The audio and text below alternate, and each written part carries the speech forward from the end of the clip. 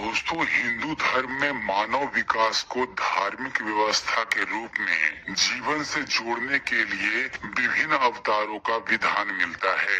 इन्हीं अवतारों में से एक है भगवान विश्वकर्मा, जिनको दुनिया का सबसे पहला इंजीनियर माना गया है। इसका मतलब यह है कि पूरी दुनिया का ढांचा उन्होंने ही तैयार किया। वे ही सृष्टि के प्रथम आविष्कारक थे। उन्होंने सृष्टि का निर्माण किया तो वह एक विशालकाय अंडे की आकार की थी। उस अंडे से ही सृष्टि की उत्पत्ति हुई। कहते हैं कि बाद में ब्रह्मा जी ने इसे शेषनाग की जीभ पर रख दिया। शेषनाग के हिलने से सृष्टि को नुकसान होता था। इस बात से परेशान होकर ब्रह्मा जी ने भगवान विश्वकर्मा से इसका उपाय पूछा। तब भगवान विश्वकर्मा ने मेरू पर्वत को जल में रखवाकर सृष्टि को स्थिर कर दिया।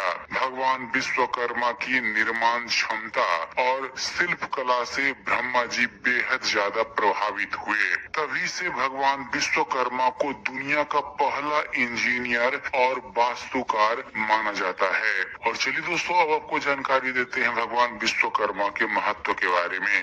दोस्तों, विष्णु पुराण के पहले अंश में विश्वकर्मा को देवताओं का देव बढ़ी कहा गया है तथा शिल्पकार के रूप में सम्मान योग्य बताया गया है। यही मान्यता अनेक पुराणों में भी आई है, जबकि शिल्प के ग्रंथों में वह सृष्टिकर्ता भी कहे गए हैं। दोस्तों, धर्म शास्त्रों और ग्रंथों में विश्वकर्मा के 5 स्वरूपों और अवतारों का वर्णन है। विराट विश्वकर्मा, धर्मवंशी विश्वकर्मा, अंगिरा वंशी विश्वकर्मा, सुधर्मा विश्वकर्मा और भृगुवंशी विश्वकर्मा।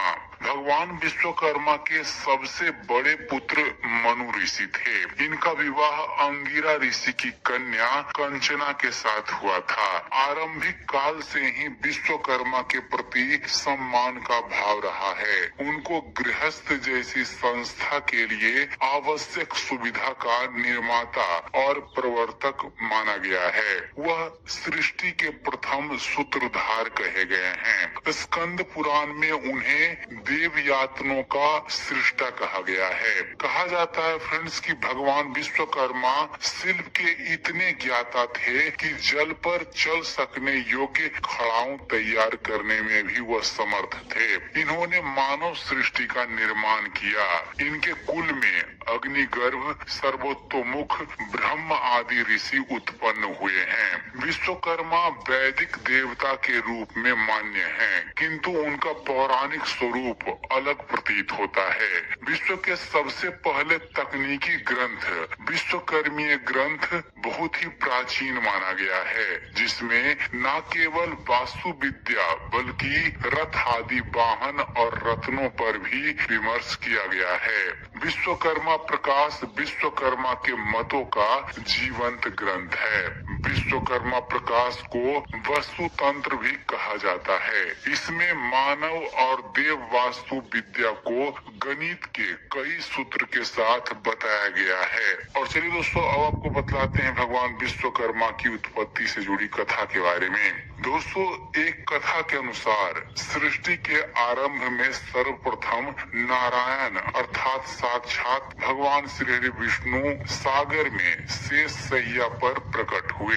उनके नाभि कमल से चतुर्मुख ब्रह्मा दृष्टिगोचर हो रहे थे। ब्रह्मा के पुत्र धर्म तथा धर्म के पुत्र वासुदेव हुए। कहा जाता है कि धर्म की वस्तु नामक स्त्री से उत्पन्न वास्तु 7वें पुत्र थे, जो शिल्प शास्त्र के आदि प्रवर्तक थे। उन्हीं वासुदेव की अंगिरसी नामक पत्नी से विश्वकर्मा उत्पन्न हुए। पिता की भांति विश्वकर्मा भी वास्तुकला के अद्वितीय आचार्य बने। भगवान विश्वकर्मा के अनेक रूप बताए गए हैं। उनके मनु, मय, त्वष्टा, शिल्पी एवं दैवज्ञ नामक 5 पुत्र हैं। ये भी मान्यता है कि ये पांचों वास्तु शिल्प की अलग अलग विद्याओं में पारंगत थे और उन्होंने कई वस्तुओं का आविष्कार किया।